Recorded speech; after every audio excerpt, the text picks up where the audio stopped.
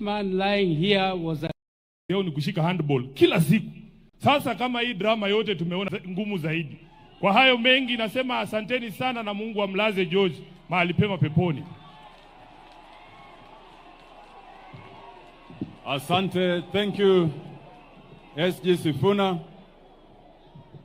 Allow me, Your Excellency, to thank the security forces. The police in this region, from the region to the county to the sub-county, have done a splendid job, not just today, but since George died. We want to thank them. Here we have formal security and informal security. There are friends of Raila who come from far, including Mike Makerena, all the way from Meru. We recognize you. Allow me now to invite the only orphan in this region, the youth leader, the Senator of Siaya,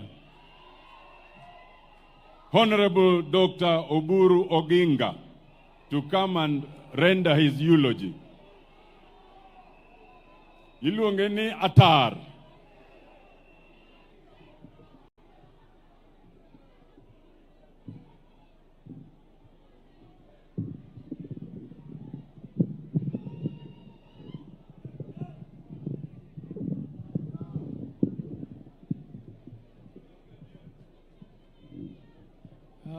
Your Excellency, the President of the Republic of Kenya, Your Excellency, Honorable Raila Odinga, the Prime Minister, and all protocols observed.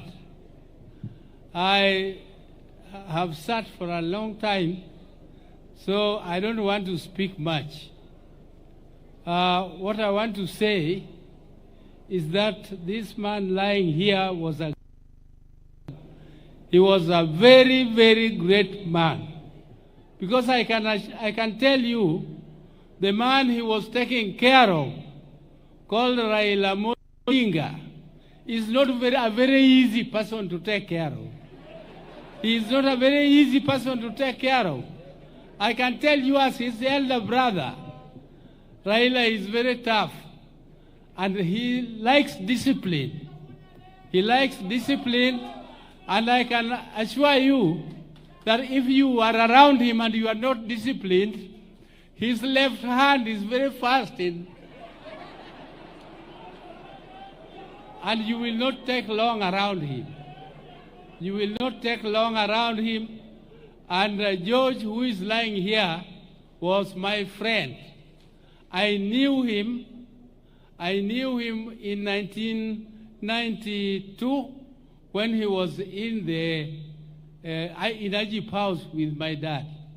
But I knew him more in 1994 when Jaramogi passed on. He is among the youth who came to campaign for me under very difficult circumstances. KANU was pouring money, in Bondo was pouring money and also food. It was during famine time. And Your Excellency, those people were very, very aggressive. I know you were there, so you know. You know that Odongo Mamo came with gunias of money, bags of money, and also food. I was a poor civil servant. I had just come from being the provincial planning officer in Kakamega, and I came in to Bondo without expecting to contest any seat as a member of parliament. And I had no money. And even my brother Raila did not give me money. He was a member of parliament. Nobody gave me money, but Oduor came, and he was with Nyam Nyam and others, and Agunyo, Wakin Agunyo. I can see them, those ones you call veterans. They came for us, to campaign for us in Webuye and here. And I can assure you, it was not an easy struggle, and they managed to go through that fierce force of KANU, and I managed to win the elections by landslide. By landslide. And Oduor, I can tell you people, if you didn't know, that he was more than security to Raila. He was more than security. He was also like a brother, and he knew everything. He knows, you know, what security knows what is ailing you, what security knows what is how you think. The security would judge Raila and even be very sensitive. When Raila wants to do something, he would actually just make sure that that thing is done very fast. And I want to ask the Almighty God to put his great soul to rest. And finally, Your Excellency, I want to say one thing, that this country has a democratic system where we do elections every 5 years. We do elections every 5 years. But we cannot have a situation where we are agitating, standing up and saying, Ruto must go, Ruto must go. If he goes, so what? If he goes, so what? He can go like the president of Siaya of Somalia went, and there was chaos in that country. There was complete chaos in that. Up to today, Somalia does not know peace. And we don't want our country to suffer that. We want our country to be peaceful. We want to stabilize it. And that is the reason why we joined you, Your Excellency, when we were actually the ones carrying out what Gen Z was doing. We want to encourage this country to be peaceful, and we are going to work. And those our friends who think otherwise, they should also continue to think otherwise, and we remain friends with them, but they should know that as ODM we have decided to work in this broad-based government, and we have lent you people to work with you. But, Your Excellency, what I would like to appeal for, please make sure that our region gets its fair share of development. Let us get our fair share of development, and those people who think that we are taking their share from the mountain, we are not taking your share. Kenya is so big, and we are only eating our share. Mr. President, give us our share, not theirs. If they want to come, let them come. So Mr. President, I don't want to say more. Thank you very much for the opportunity, and may the Almighty God rest Oduor's body in peace, and also have everlasting peace for his family. Thank you, Karen, and thank you, everyone.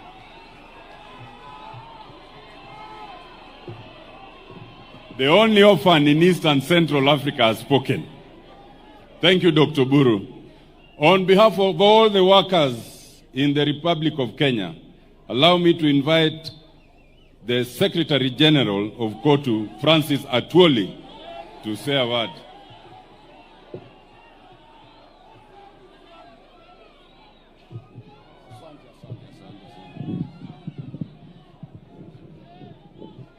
Thank you very much. Nitakuwa kwa ufupi sana kwa ajili wakati umeenda.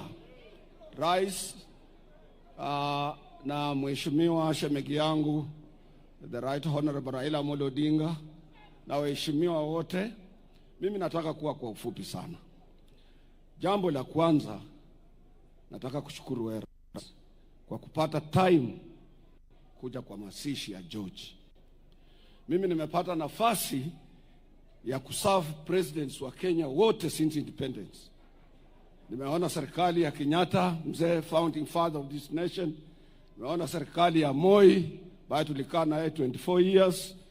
Nimeona serikali ya Kibaki, nimeona serikali ya Uhuru, na nimeona serikali yako. Na labda serikali yako ndio mimi nitaserve ya mwisho, na alafu nirudi kule Hoisero. Nataka kusema hivi, sio wote kwa hawa ma president nimeona moja angelikuja matanga kama ya George. To be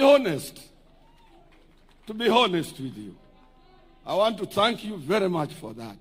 Kumpa Raila Amolo Odinga heshima ya kuja kwa matanga ya assistant wake. Na pia sisi tulikuwa katika Azimio vile unavyojua. Nilikuwa karibu sana na George. George is a terrible security organizer. Kuna wakati tulienda pahala, kuna upinzani ya watu wawili na wote ni watu wetu. Na fujo imetokea, kuna yuko mtu pale katika dais, watu wote wameondoka. Mimi ndio nilienda kuambia Mheshimiwa Raila, hapa nafikiria hatutakuwa na mkutano hapa, iko fujo. Raila akaita George. George akasema nipe 2 minutes. 2 minutes, George had organized, everything was okay. Mkutano ikafanywa na ikaisha. Najua shemegi yangu kupata mtu kama huyo haitakuwa rahisi. Lakini mama Karen, wewe umepoteza sana pia kuliko sisi zote. Mwisho nataka kuongea maneno Daktari Obura amesema. Kuna mzungu mmoja amekuja juzi kule Mbakasi. Huyu mzungu kuingia kwa tax, yule driver wa tax anamwambia Ruto must go.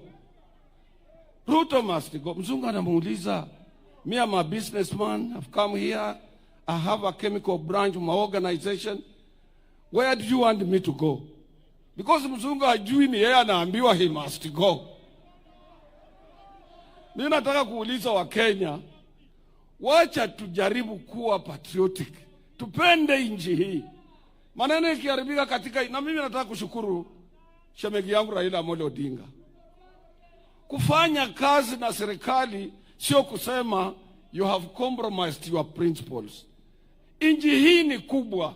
I'm appealing to Kenyans, ni lazima tuje pamoja tulinde nchi hii. Na pia nimesikia katibu mkuu wa chama chetu cha ODM akisema maneno ya watoto wa huko kwangu. Pia ningeliomba nyinyi politicians, let us not mix politics with our young children. Tuache watoto wasome. Ukiwa ukitaka siasa, fanya na adults, usiende kwa watoto. Shanzi sana. Pumbavu sana. Ninataka kuachia hapo. Nasema poleni sana. Thank you very much. Hello. Asante ndugu Atwoli. We have, Your Excellency, 2 of your cabinet secretaries here present. We have the cabinet secretary responsible for East African affairs, the Honorable Beatrice Askul.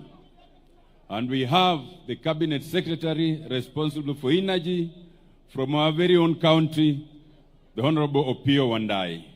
Allow me to invite the Honorable Opiyo Wandayi to handle this part. Waziri, karibu.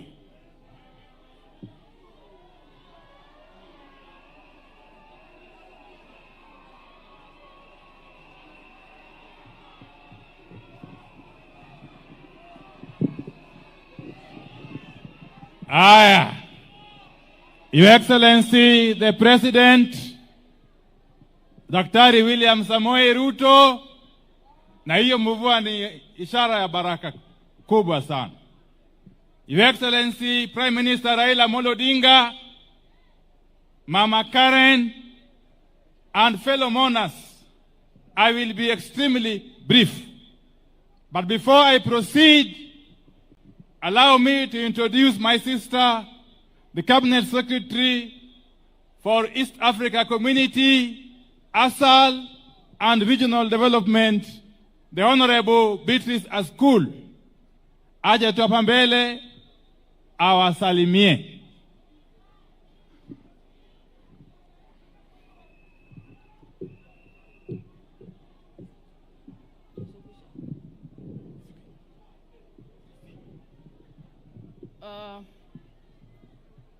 Mheshimiwa Rais wa Jamhuri wa Kenya, Mheshimiwa Prime Minister ambaye ni baba, mama mjane Karen, waombelezaji wote, wanasiasa walioko, God is good and all the time. Mimi naitwa Beatrice School, ni cabinet secretary wa East Africa Community Affairs, ASAL and Regional Development.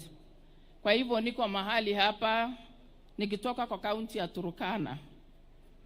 Kwa hivyo nimeleta maombolezi zetu na baraka za Mungu kwamba yale yametendeka tukubali kwamba yalitendeka kwa sababu ni mapenzi ya Mungu. Tuko hapa kwa sababu pia babangu mlezi kisiasa ni Raila Amolo Odinga. Kwa hivyo nimekuja kusimama na familia yake kwa sababu huyu ni mmoja ya wale walikuwa na yeye katika undani wa kutenda kazi. Kwa hivyo tuna majukumu tukipitia kwa kiongozi wetu wa serikali ambaye pia ni baba yetu katika uongozi wa serikali. Hapa tuwe pamoja, tuomboleze mambo haya, tukitiana pia nguvu kwamba ni Mungu pekee uweza kutenda mambo haya.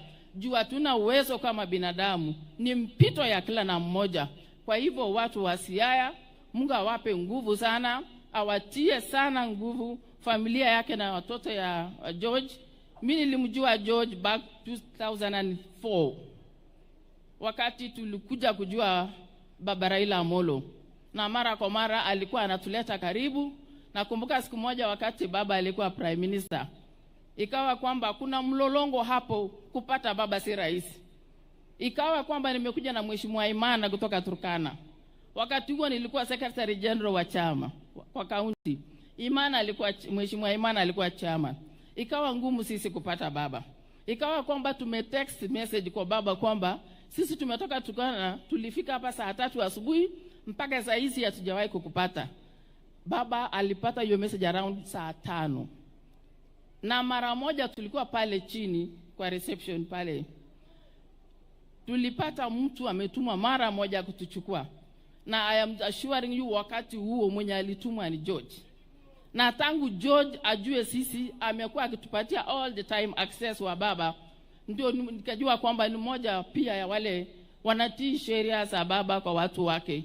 Kwa hivyo nilimjua wakati huo tukafanya kazi mpaka sasa. Baba pole sana. Wacha Mungu akutie nguvu. Mungu akuwezeshe. Ninajua mambo haya ni mapito ya kila na mmoja. Kwa hivyo siwezi ongea mengi. Mungu awabariki wana Siaya. Mungu awalinde. Your Excellency the President. We are here because you are here. Thank you so much. Asante sana dada yangu Mheshimiwa Beatrice School. In our midst, we have a number of national government officials, and especially those who come from this region. They will not speak. I will just ask them to be upstanding so that you may know them. And they are led by my good friend and brother P.S. Raymond Omolo of Internal Security. Thank you very much, Daktari. We have got Dr. Umo Luga, a nominee for PS Medical Services. That is my good Vranda. Aya. Asante sana. Who else is there? We have got the chairman of the Kenya Sugar Board, who is also the son of the soil, Mheshimiwa Engineer Nicholas Gumbo. We also have in our midst, I believe, a commissioner at the Salary and Remuneration Commission, Mr. Odaktari Jalango Midiwo, and many, many others. Many, many others. Let me say this, and very, very briefly so, because as it is customary, as cabinet secretaries, we don't make speeches in the presence of the president. But let me say this, that the man lying there was a great man. Because a lot has been said about George, which I can confirm is true. I knew George in 1991, when I was a young university student in Nairobi. And George, amongst other colleagues of his, were then the youth of Baba and of course Jaramogi Oginga Odinga. So we worked very closely with George and his compatriots, those of us who are from the university as students, and George and his compatriots, whom I would have referred to as the combatants in the then movement, we consider ourselves as the think tank. But we worked very closely together. We had a very seamless blending. Very, very seamless blending. This George was a very calm person. But earlier on, he was very, very, very aggressive. I think in his earlier days. And very, very alert. I remember one day, Your Excellency, when we were in Thika Stadium, that was sometime in 1996, as members of Ford Kenya then. The infamous Ford Kenya meeting at Thika Stadium, when there were divisions in the party, and we found ourselves in Thika trying to resolve the stalemate. We were faced by a very, very, very aggressive group that had obvious support of the police. And on our side, we remained extremely vulnerable. Together with Baba and the rest. George, on that particular day, demonstrated utmost bravery and actually saved the day, because otherwise a lot of damage would have been done. Fast forward, Your Excellency, I found myself with George. You know, those days when you were youth, under Baba, being arrested was customary, was normal. You would be arrested every other day. But one time, Your Excellency, I think that was now in 1997, when we were clamoring for reforms as young people, and under Baba and his compatriots. I found myself arrested together with George. And we spent with him almost 10 days at Kilimali police station. Those days, there was no time limit for being incarcerated in police station. You could even stay there forever, under the old constitution. We stayed with George for about 10 days at Kilimani. Later on, we found ourselves in Kamukunji police station, and eventually, we found ourselves in Kamiti, where we stayed with George alongside other comrades of his, like Mumba Wade, who spoke here earlier on. In Kamiti, Your Excellency, we stayed for about 5 months with George. And George remained very, very firm and committed. One thing I want to say is that most of us who have worked closely under Baba, those of us who have been through the Baba School of Mentorship, one thing we have been taught is to maintain confidentiality. One thing we have been taught under Baba is to maintain confidentiality and to keep secrets.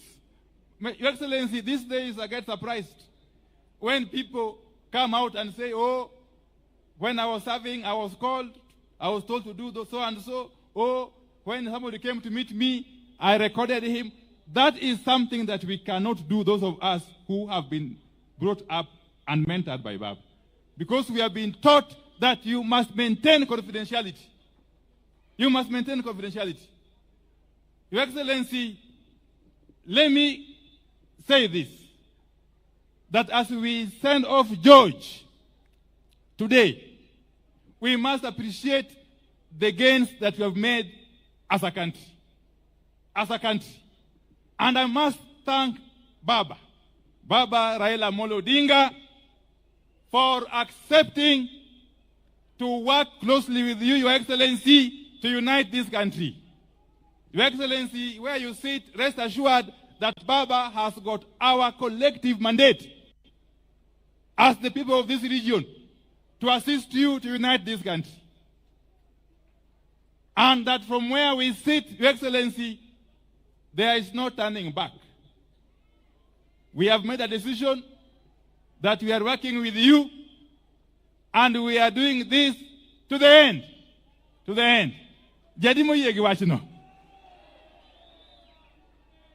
We are doing this because we know that the country is much bigger than any one of us. Your Excellency, under your leadership, and I must say this here, it is the first time in the history of this country, since we gained independence, that we are seeing electricity being taken to our islands on Lake Victoria. Your Excellency, recently you came here and launched a serious mini-grid electrification project at Mageta Island. Here. Later on, I represented you in commissioning electricity projects in Ngode Island and Takawiri Island.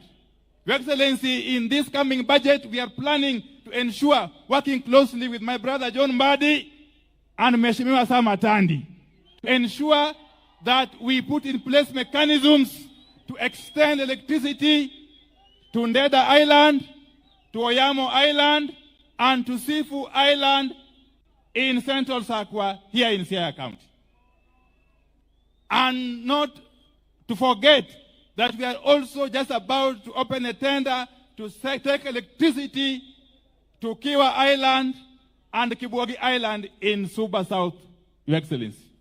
So these are happening because of the conducive environment that has been brought about by our coming together under Your Excellency and Prime Minister Raila Amolo Odinga.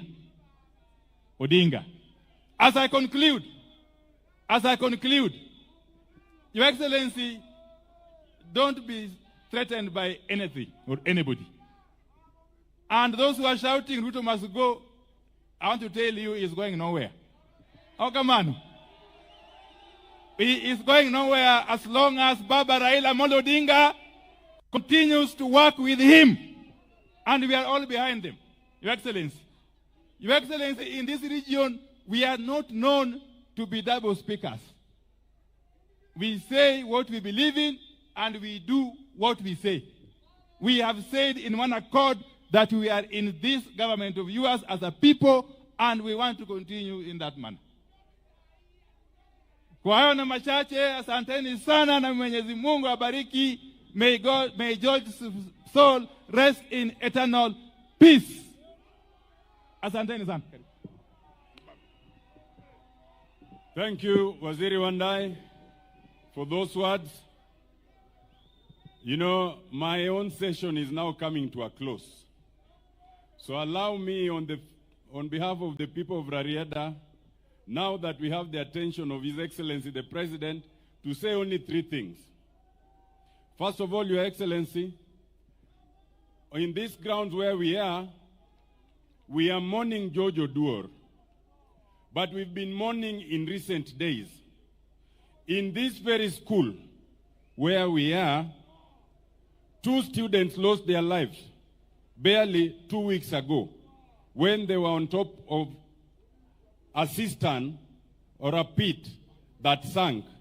And in fact, they are being buried today. So we mourn with their families.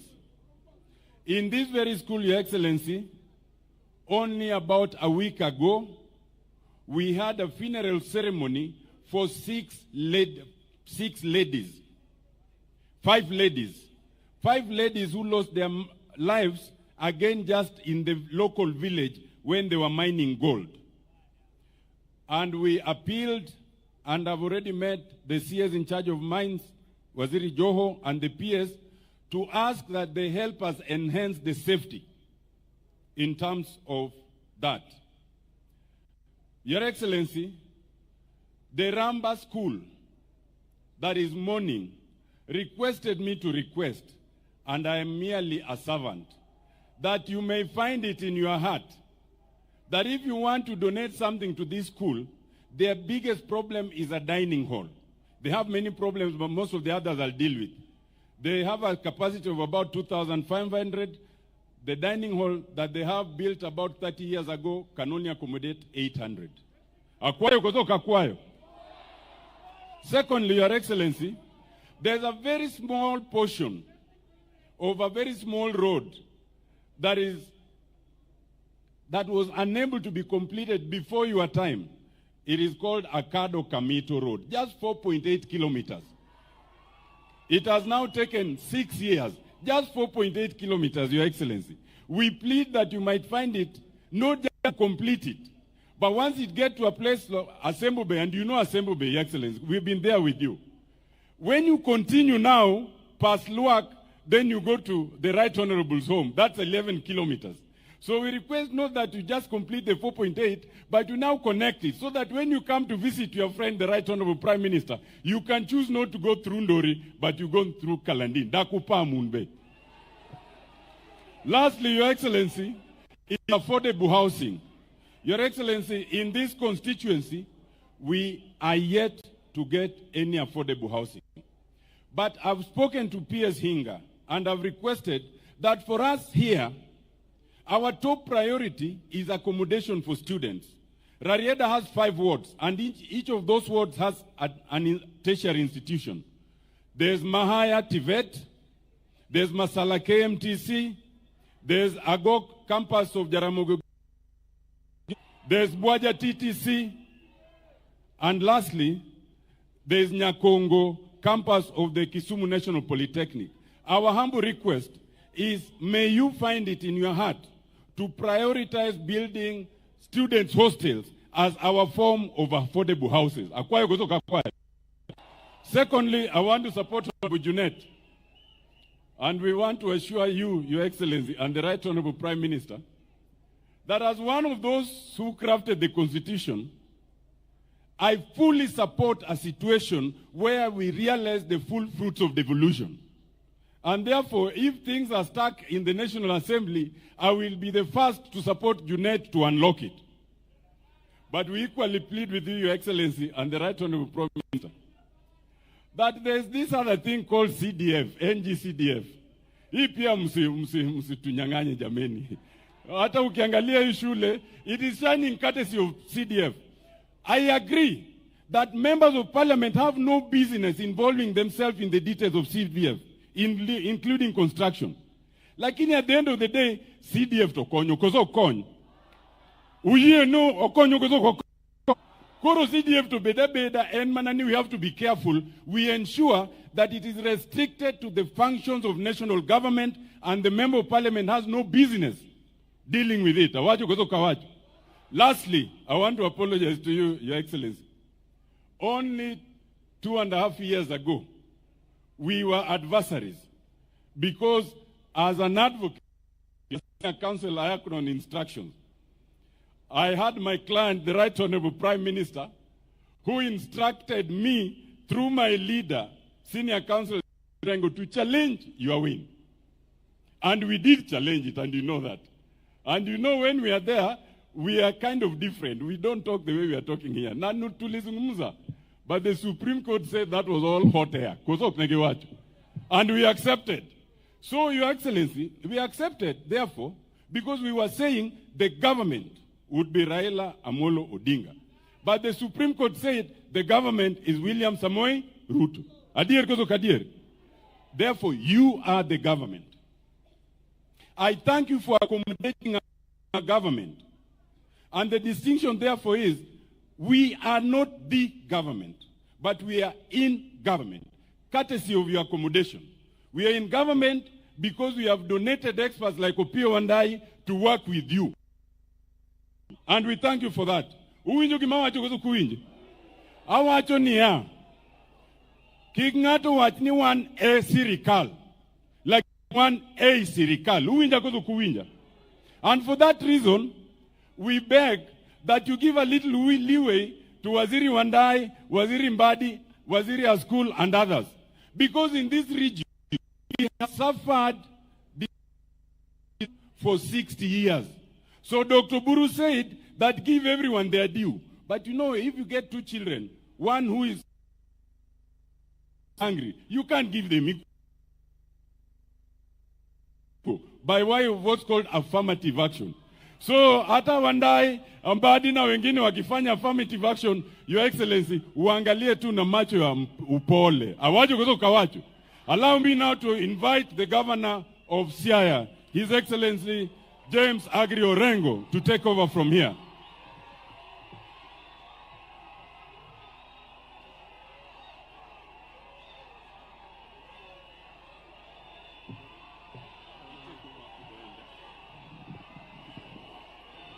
Hello?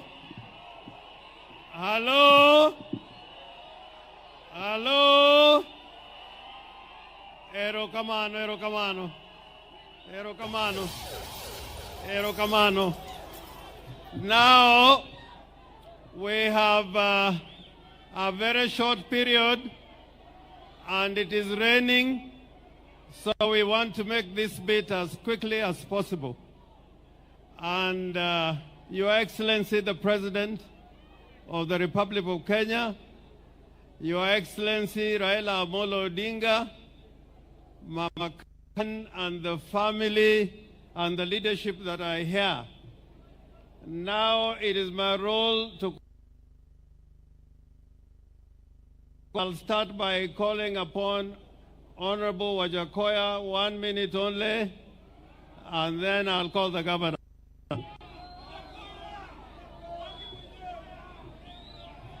Your Excellency, the President of the Republic of Kenya, my Prime Minister, Honorable Raila Odinga, Governor Orengo, Governor Baraza, Governor Tuoma, Governor, my friend from Migori, Professor Nyang' Nyong, and the area MP. This is the first time I'm meeting this man, Ruto, after the election. I wish you had called me before, maybe stories would have been different. But let me take this opportunity to tell you that had I won the presidency, maybe I could have been the one talking here. But I congratulate you for your good work. The only thing I have to say, because I've been given 2 minutes, I will say 2 things. Number one, devolution. Governors are suffering. Governors do not have money. The monies have not been sent to these people. Governors are borrowing to pay their employees. Governors are really being faced with the problem of not paying contractors money for devolution. That devolution was brought by the Right Honorable Raila Odinga. Secondly, I would like you, Mr. President, and I recognize you, I would like you that when you go back home today, President, go and call Butere girls and their principal to State House, have tea with them, tell them thank you, and then visit their school, harmonize relationship with the school kids. Otherwise, watoto wadogo saa hizi wanakuchukia because of the mistake that was done by your juniors. Correct them. You are my president, you have the sword of power, and you can lead the country if you have both of us. Madam George, Madam Chi-George, it's George that made me closer to Jacom. There are some people who had blocked me, and I've stayed with Jacom in Britain. I've stayed with Jacom's family, including the sister in UK. But when I came back, there was that buffer zone. It is this man who made me see Jacom, and then we blossomed. Finally, Governor Orengo, Inosiepna. Orengo, you have played a big role in my education. Orengo, you have played a big role in democratization of this country.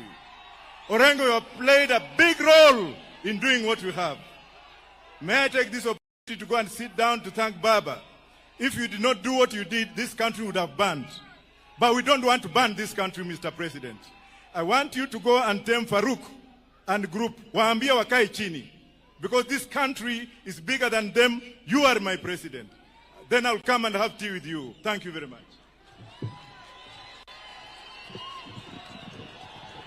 Thank you, thank you, thank you. Now it is my honor and privilege to call the governors to come here and introduce themselves. Time is not on our side. Can I start with the order in which you are sitting? Governor Baraza, Governor Tuoma, Governor Ochilo, Governor Nyang' Nyong'o, and Governor Gladys Wanga.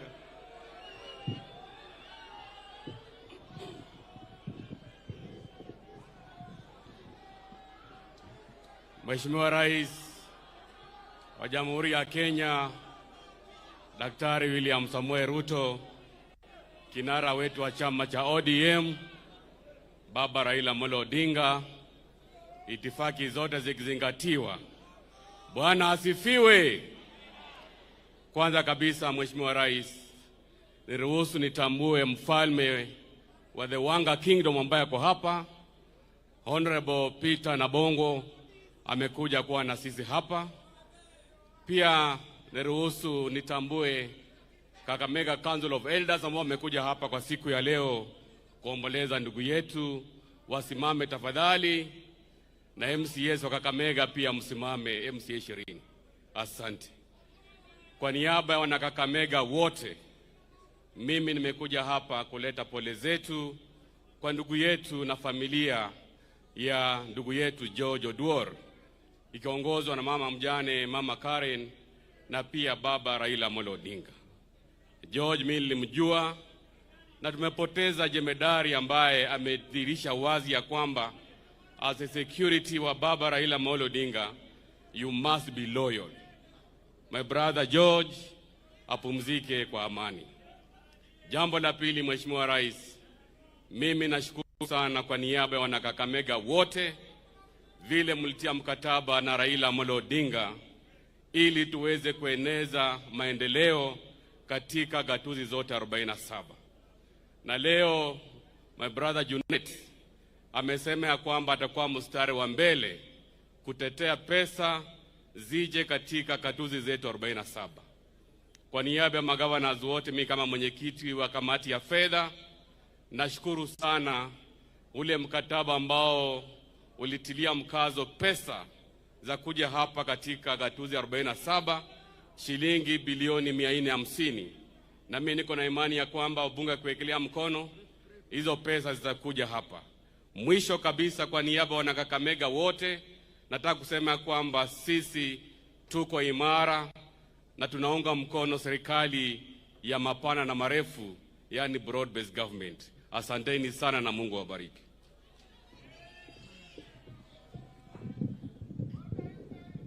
Asante sana Mheshimiwa Rais, Mheshimiwa Waziri Mkuu, waombolezaji wote wakiongozwa na mama Karen.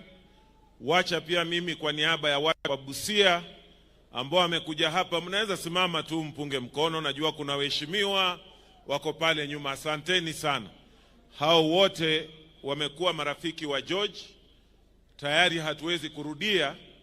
Wale wamekuwa karibu na mzee, wengi mumetambua kwamba kupitia katika George huyu amekuwa pia kama mmoja wetu, kwa sababu huwezi kuwa kwamba ulikuwa karibu na mzee na ukose kumjua George.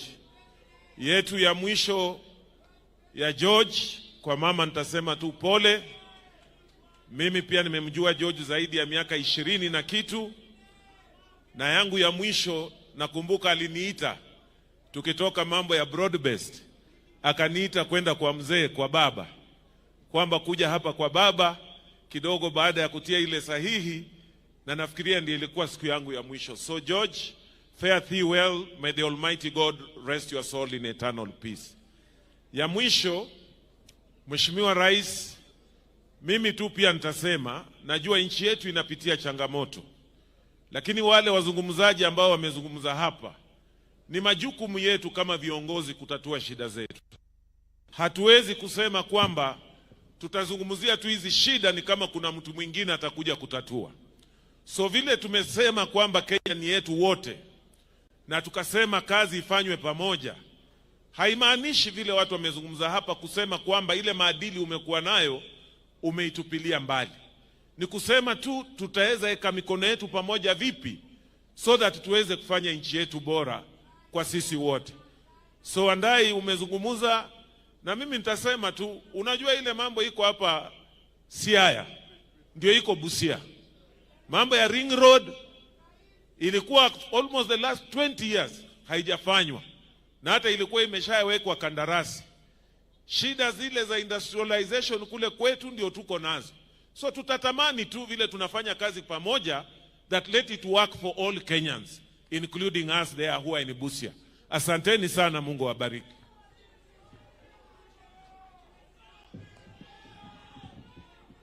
Your Excellency, the President of the Republic of Kenya, Dr. William Ruto, Your Excellency, the Right Honorable Raila Amolo Odinga, on my own behalf and on behalf of the good people of Migori, I bring my condolence to the family of George, to Baba, and to all Kenyans and the patriots who have lost a great person.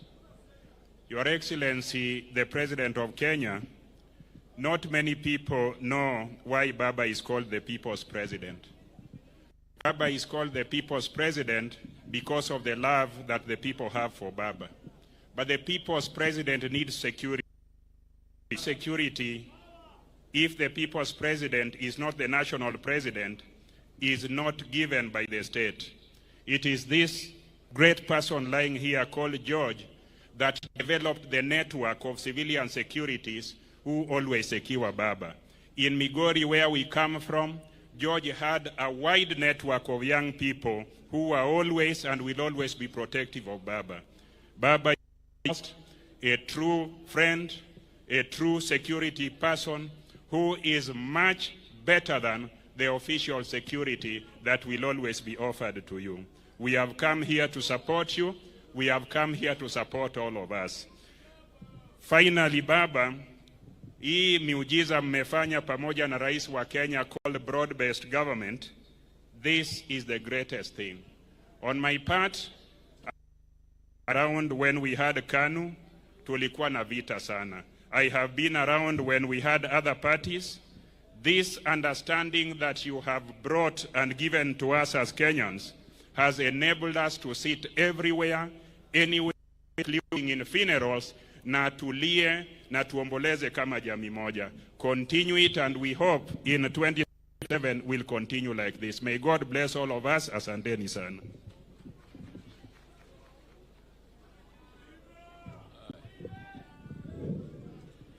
The President of the Republic of Kenya, His Excellency Ruto, the Prime Minister Raila Odinga, the family of George, Mama Karen and the family, I bring you poleni sana for the loss of George.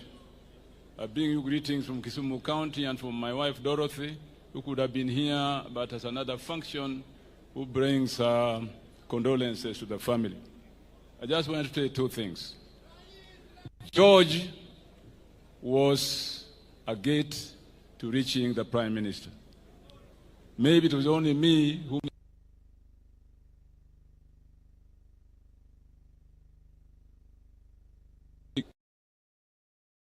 Professor, wait a minute. Let me see whether I can pass this phone to the Prime Minister. And that was the confidential relationship I think George had with the Prime Minister. When he knew when there was somebody who wanted to reach him urgently, he had the confidence of passing his own phone to the Prime Minister. I thank the Prime Minister for that kind of relationship with George, because it made it easier for us to access him when he had meetings and very important things to attend to when we wanted to reach him. So I thank you very much. I thank George for the service he gave us as those who work with you and the confidence he had in us. Finally, Mr. President, I know those of us who are governors are in charge of health. The Constitution of Kenya gives a health function to counties. And we have been having some problems of health, especially the SHA. But let me assure you, Mr. President, we are meeting in the Council of Governors on Monday with your team to discuss these problems and to bring to the government tangible issues that need to be attended to for issues that concern SHA and the health system in general in our country. We shall meet on Monday, and you will get the information subsequently from your officers. We thank you very much for paying attention to that. And let me end by saying, poleni sana Jondori, poleni sana Siaya, poleni sana the family, Modu, such an important person like George, who was a good friend, a good comrade, and a good supporter of us as ODM and as those who have struggled with Raila for so many years. Thank you very much, and may God bless you.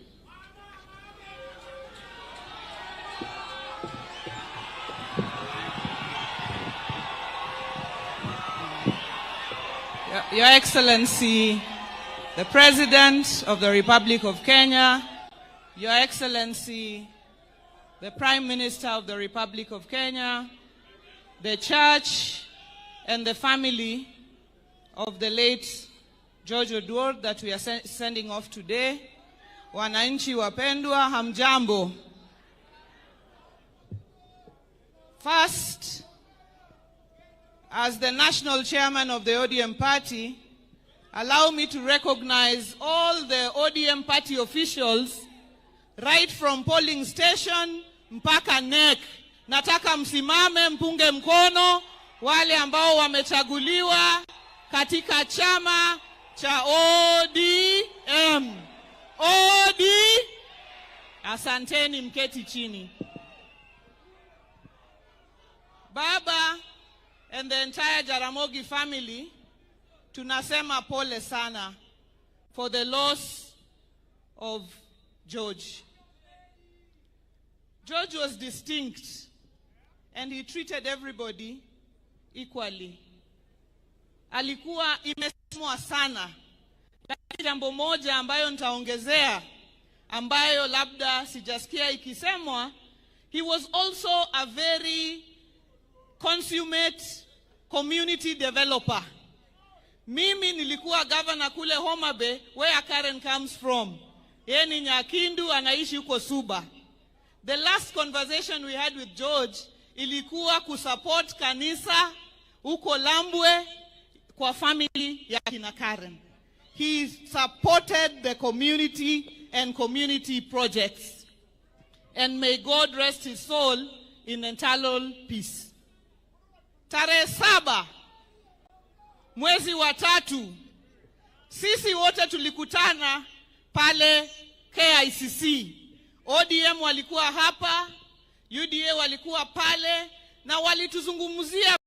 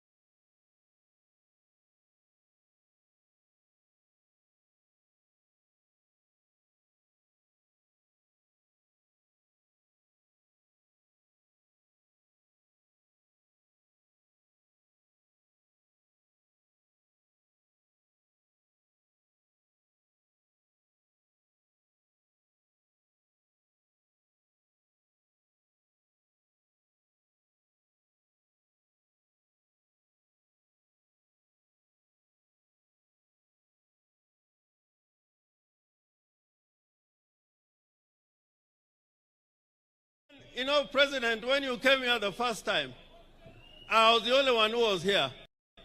I was the only one. I was here because I was convinced that institutions must work. A lot of, even Otiende here said he cannot come. I tried to persuade him. I was here alone with you because I don't praise, song praise. I believe that you are the president and we are going to talk. So this country will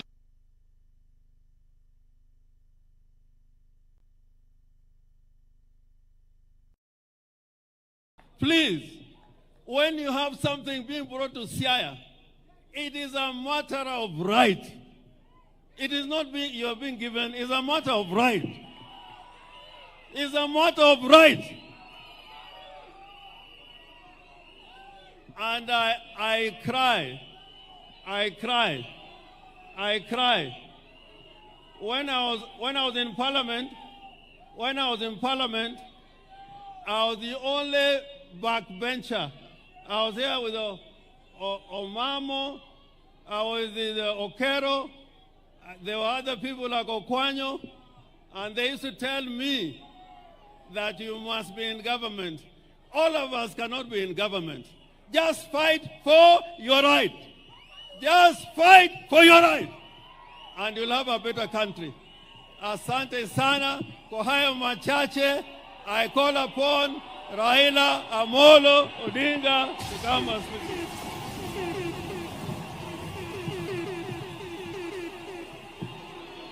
Hallelujah.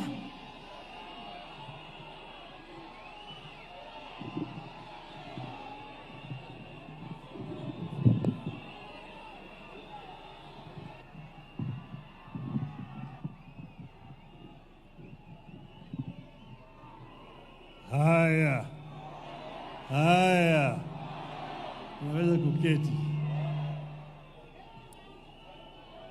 Your Excellency, Mheshimiwa William Samoei Ruto, the President of the Republic of Kenya, the governors, distinguished guests, ladies and gentlemen, hamjambo. Hamjambo tena. Yes. I first want to begin by thanking everybody who has come here today to help us do a send-off to George Nyangira Oduor. It is very, very painful and it's very difficult for me to talk about George. But first let me begin by bringing condolences from Mama Aida, my wife, who cannot be here today because she's on a mission in Korea. That's why she's not here.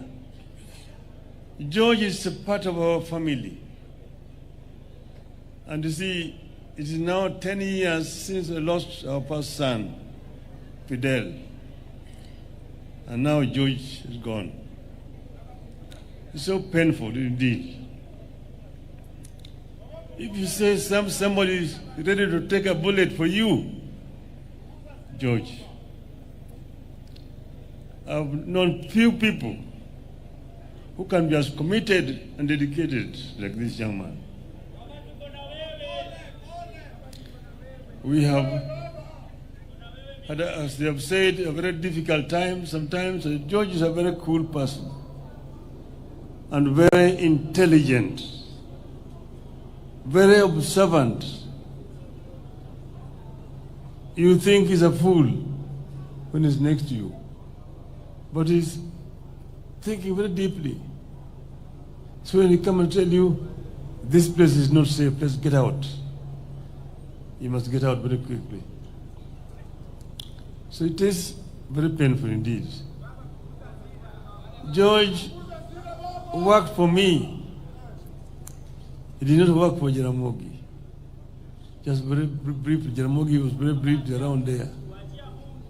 When we recruited George, we sent him for training to South Africa.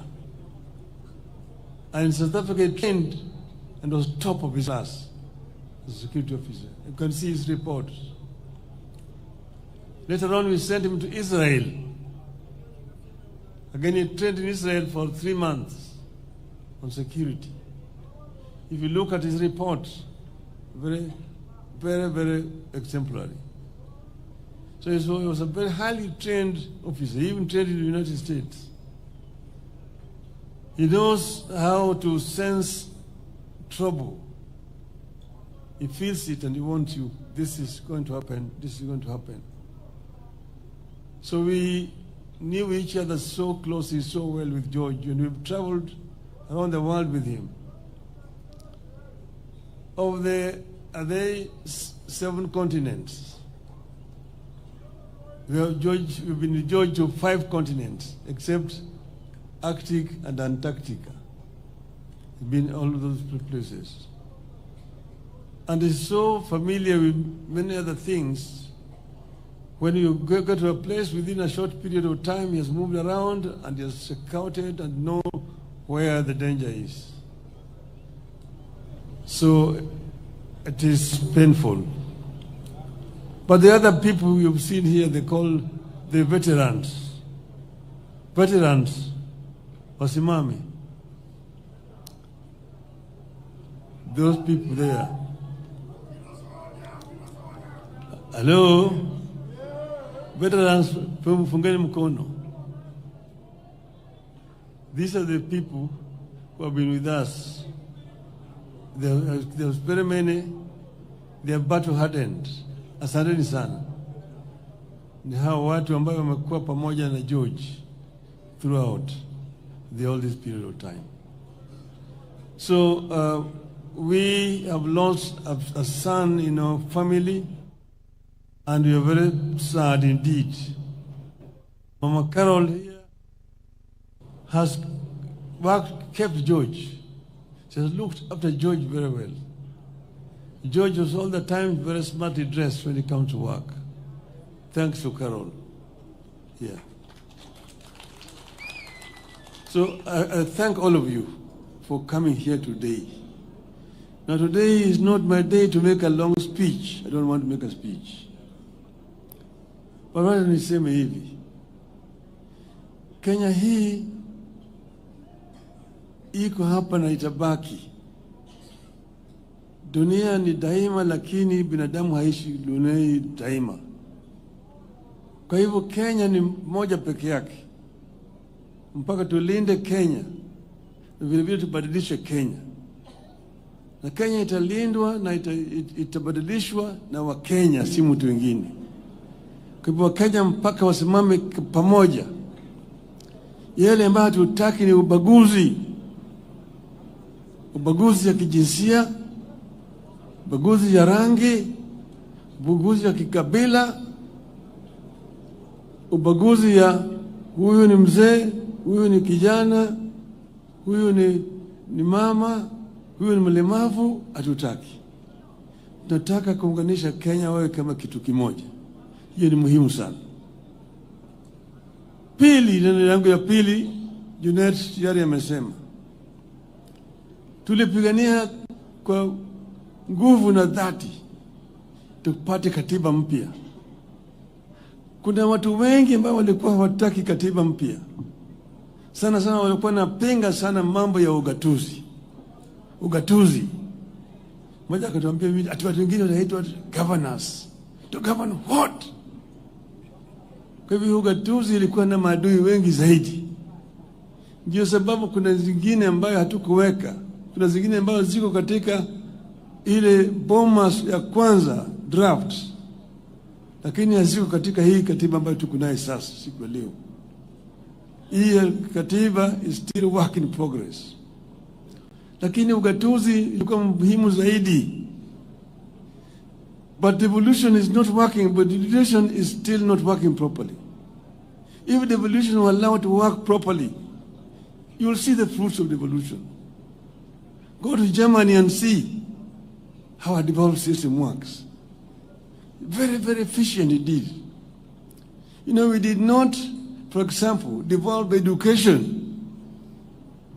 But in most of devolved systems, education is devolved up to secondary school. The reason why we did not devolve devolution was because of NAT. NAT walipinga wakasema ati NAT itakufa kama devolution education is devolved. Tutamobilize walimu kupinga hii katiba. That's why we did not devolve education. But even if it's not devolved, Mr. President, it can be delegated. Some functions can be delegated. See, that's not there. They opposed the devolution of education system. But even the other one, infrastructure. Your Excellency, I'm the one who was Minister for Roads and Public Works, came up and created these agencies, Kenha, Kura, and Kera. Because of the bureaucracy at that time, things were so centralized under the Minister of Education, the permanent secretary is the accounting officer. Things were very inefficient, were not working. So with the World Bank, we worked together and created these agencies. But that was under a unitary system of government. With a devolved government, there's no need for Kura and Kera. Kura and Kera should be under the counties. It does not make any sense that somebody is sitting in Nairobi and has got roads in Mombasa town. Somebody is sitting in Nairobi and has got roads in Kisumu which cannot be touched by the government. Within Nairobi town itself, city itself, so many roads there are not under Nairobi county government. They're under national government. That's why it's so inefficient. It's so inefficient. Let us devolve funds to the counties. And as I was told, the MPs, and they disagree. CDF, national government, give that CDF national government, but to the counties, not the MPs. Fuel levy. Members of Parliament, Your Excellency, have no business constructing roads. The role of a member of Parliament is clearly stated. Representation, legislation, and oversight. How do you oversight when you yourself are actually implementing?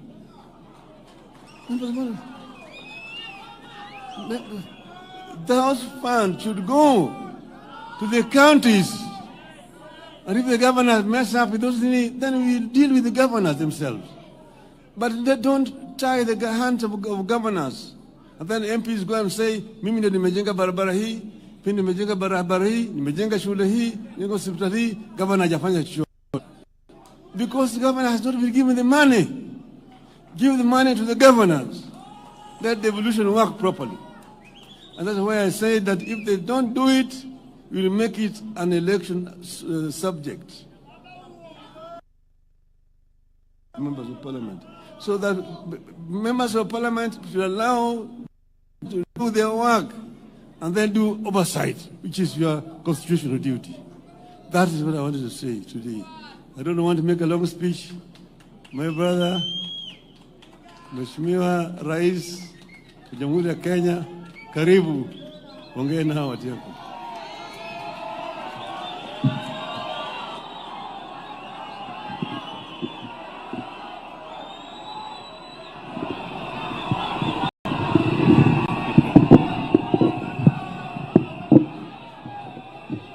Aya, asanteni sana. Tafadhali tuketi.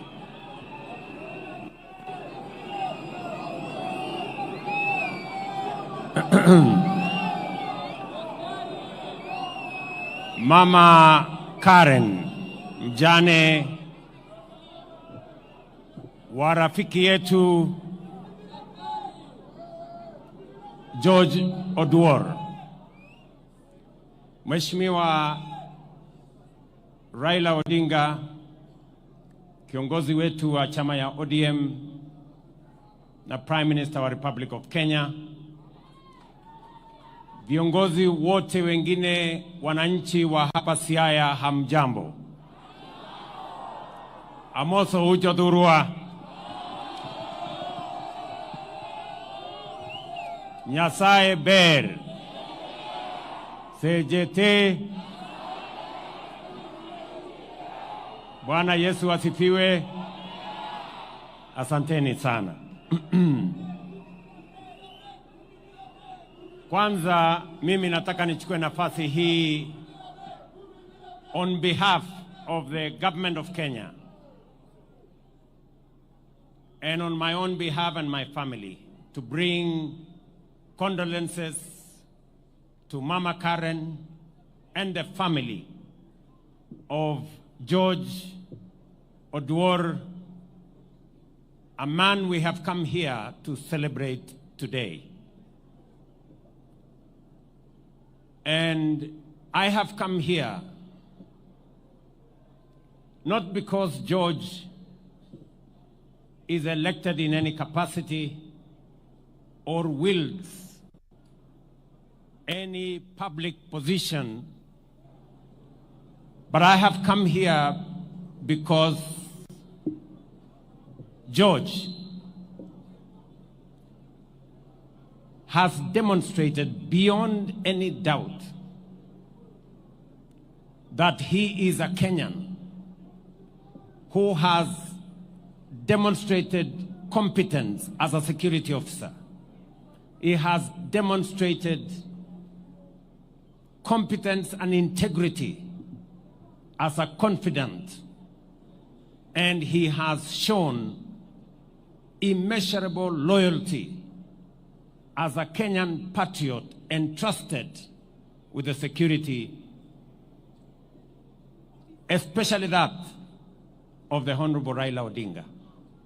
And therefore, on behalf of many Kenyans,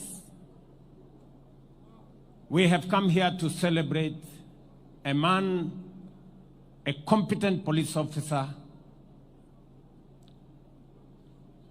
a confidant with great integrity, and a loyal patriot as a security officer of the Republic of Kenya. And George, though being a very humble security officer, and because I believe very strongly in the bottom-up principle, that's why I have come here to celebrate this humble person who has demonstrated great loyalty, integrity, and competence. So, to the family, Mama Karen, tumekuja hapa kumwenzi huyu shujaa, mtu ambaye alijitolea. It is very difficult when I saw the comments of our Prime Minister about George, that he was a person you can entrust with many things, including money. You know how difficult it is to trust people with money. This is one person that Prime Minister could trust with many things, including money. And therefore, we have come here to celebrate a man of integrity, a competent police and security officer, and a man we all celebrate.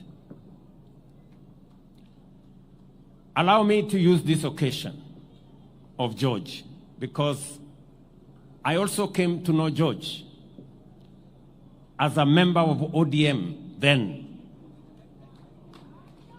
And we were in many places together.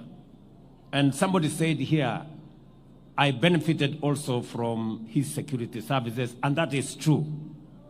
Whenever we went to situations as members of ODM that time, George was on hand, and many of the people I have seen here, including Lumumba, who I thought was a security officer, I now know that he is an elected MCA. And allow me to use this occasion to thank my elder brother, the Honorable Raila Odinga.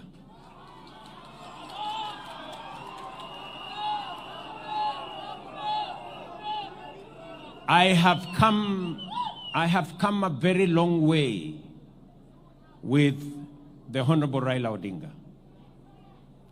And I want to stand here today and to say, I did not know that the man I stood by and gave my all at a moment in my life,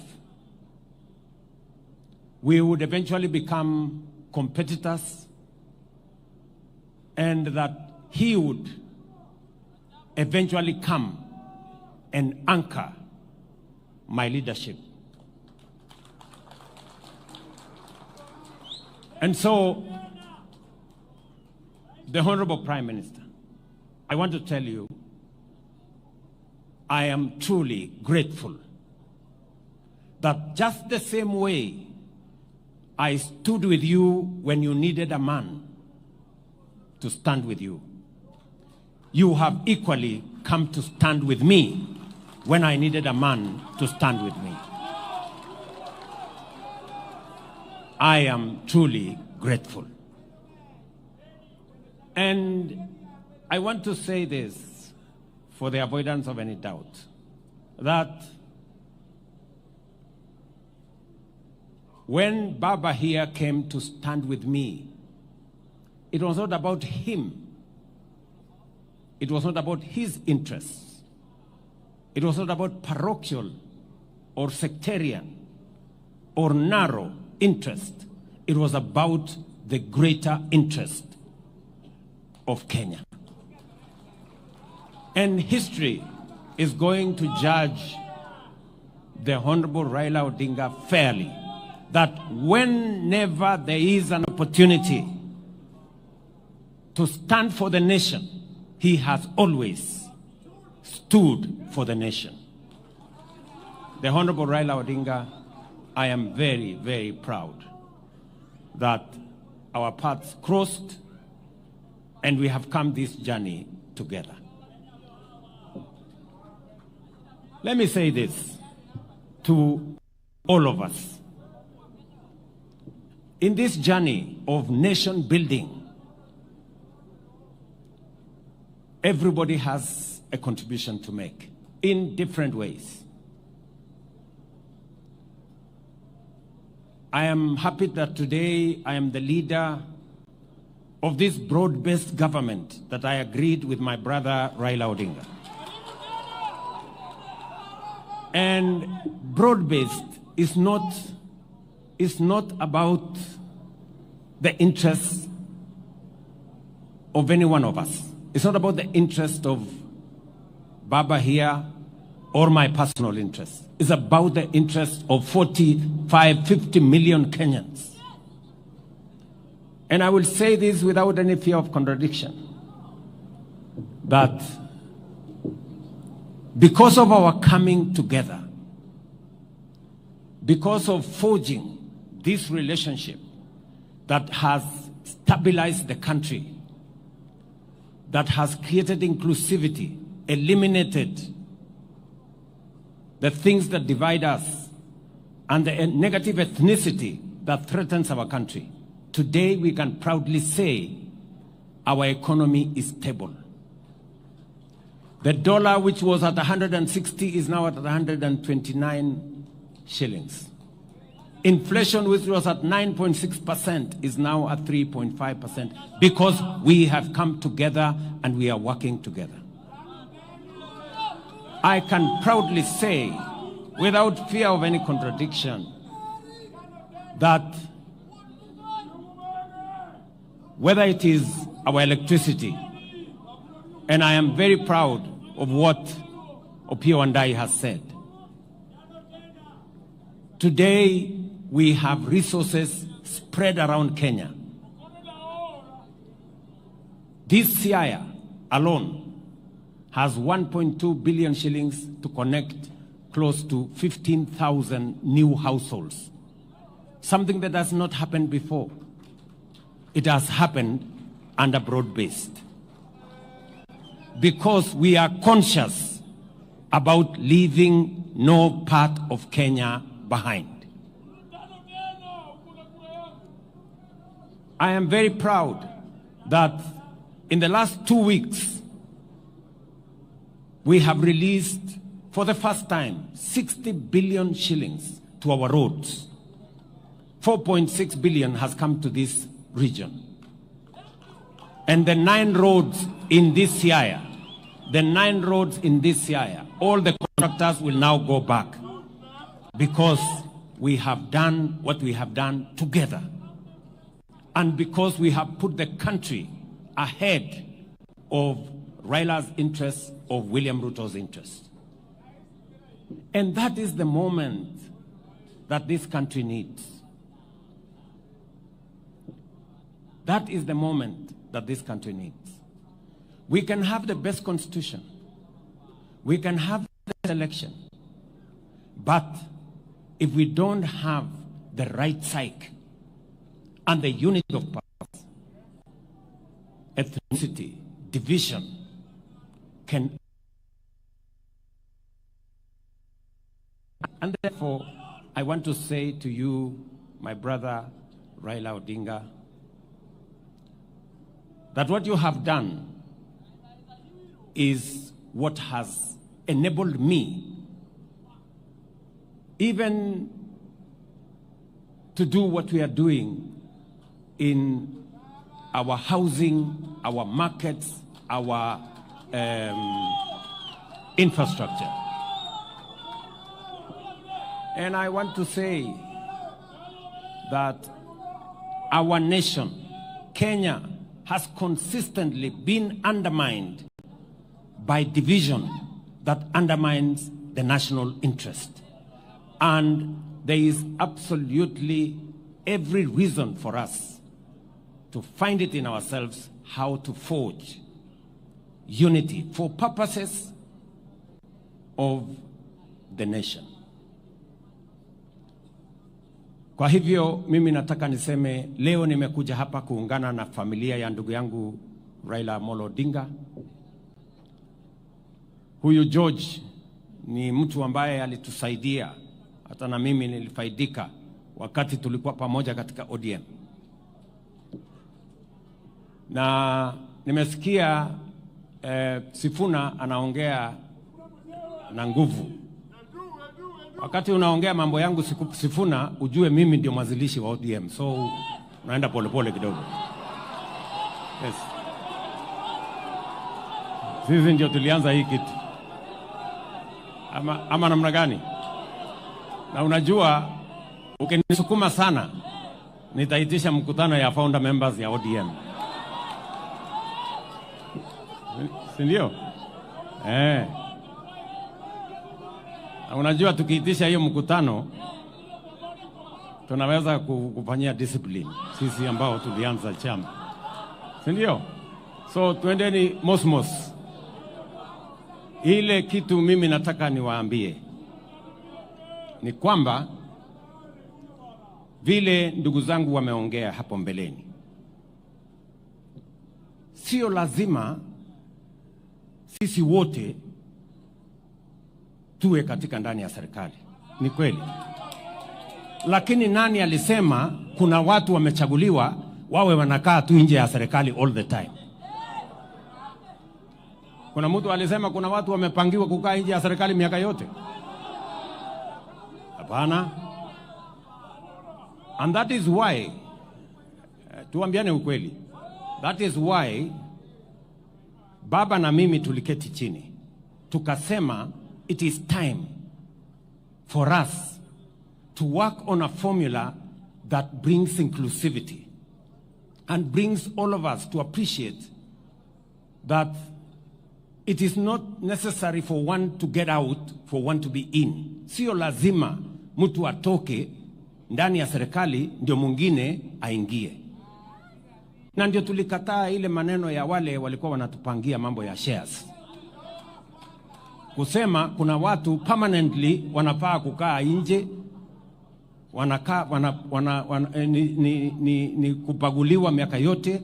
And that is why I am confident and I speak straightforward that we must get rid of the politics of ethnicity, division, ile siasa ambayo ni ya ukabila, siasa ya chuki, siasa ya kubagua watu wengine. Hiyo siasa tunataka kuondoa katika taifa letu la Kenya. Na inawezekana my friends, inawezekana sisi wote tuchangie katika kuendesha serikali ya Kenya. Inawezekana.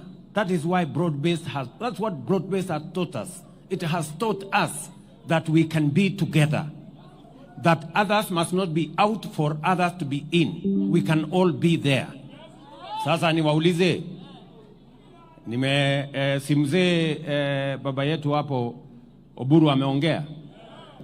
Amesema anataka watu wa hapa share yao. Na hiyo share yao sio share ya watu wengine. Kila mtu atapata share yake. Therefore, it is possible for us, watu ya bara wapate share yao, watu ya mlima wapate share yao, watu ya bonde wapate share yao, watu wa hapa wapate share yao. It is possible for us to have a nation where all of us partake of the national resources and national development. And we must get rid, and I agree with Junet, We must get rid of the past formulas that skews development to one part and against other parts. We must do it right. And that is why hata huyu chairman wetu sasa wa budget, huyu muungwana Atandi, mimi namwambia Atandi, hata kama wewe sasa ndio utapanga mambo ya budget, uhakikishe na sitakuruhusu ubague mtu yeyote. Upange vizuri, kila mtu apate haki yake. That's what we want. Tunaelewana jameni? So mnasema tupange pamoja. So tuendelee namna hiyo, tushirikiane namna hiyo, tupangane pamoja, na katika hii harakati baba amesema ya kwamba lazima tupange mambo ya devolution ikae vile tulikuwa tumeikusudia. Kumekuwa na msukumano na mvutano. Even as we talk today, National Assembly na county governments wamepelekana kotini kwa sababu ya kuvutana. We must have a conversation as to where are the limits, so that we can allow Parliament to do what it's supposed to do, allow governors and county governments to do what they are supposed to do, so that we can move the country forward together. So tunataka tushirikiane hivyo, tufanye kazi pamoja, na mimi niko tayari kushirikiana na sisi wote. Na mimi naamini ya kwamba kati yangu, kati ya team ambayo mimi naongoza na ile team baba anaongoza, we are going to make this country great. And united together, sisi tumesema kama ni kazi ya barabara. I have just said here, and John Buddy is my minister, that out of the 60 billion we have raised, for the first time, this region is getting almost 5 billion shillings. And it is because they have few roads. We are going to build that into the future. And we cannot deny, we will be living in denial if we don't correct the mistakes of the past by making sure that we balance the country and balance the development of the country. So I want to invite all of us, yes, wote, tushirikiane, tukubaliane, and criticism is mimi sasa nyinyi mnaniambia Ruto must go. Mimi nimesikia hiyo mara nyingi. Kulikuwa na Moi must go, kulikuwa na mwingine must go, kulikuwa na mwingine must go. Hii must go ni wimbo tu ya kawaida, there is no problem. Ndio shida iko wapi? So there is no problem. Mara wananiita sijui nini Zakayo, mara Kasongo, mara nini. I am not bothered. Hii ni majina tu ya kawaida, lakini I am focused. I am focused. We must get our education right, and I am very proud of what we are doing with our education. We must get our electrification right. We must get infrastructure right, and we must handle devolution properly so that we can all move the country forward. And I welcome any assistance from anybody so that we can make Kenya great. That is my mission, that is my commitment, and we are going to do this together. Tumekubaliana jameni? Munasema tushirikiane ama munasema tutengane? Tushirikiane pamoja, tujenge Kenya pamoja, tuache ubaguzi, tuache ukabila, tuache chuki. Huyu George ambaye amelala hapa, he would have agreed with us that tuachane na chuki, tuachane na ukabila, tuachane na ubaguzi, tuunganishe taifa. That is how Kenya is going to be great. Kwa sababu umoja ni nguvu. Mwisho, huyu muungwana mbunge wa Rarieda, huyo Tiende Amolo, amesema hii shule in honor of George, this great man, in honor of George. Huyu mbunge wenu amesema tusaidie kujenga hii shule. and I am committing 20 million shillings to elevate this school in honor of these great men. Wewe Otiende wa Amolo utanifuatana na mimi. Next week nitakuandikia kachek ya kuendesha hiyo shule. So tushirikiane hivyo, na kuna mambo mengine mengi ambayo yametaja. Kuna maneno ya hostels, kuna maneno yale mengine ya soko, kuna maneno ya affordable housing. If I had time, I would elaborate, but that is all in our plan. Kwa hivyo, asanteni sana. Nyasaye okwedhu. Mungu wabariki. Thank you.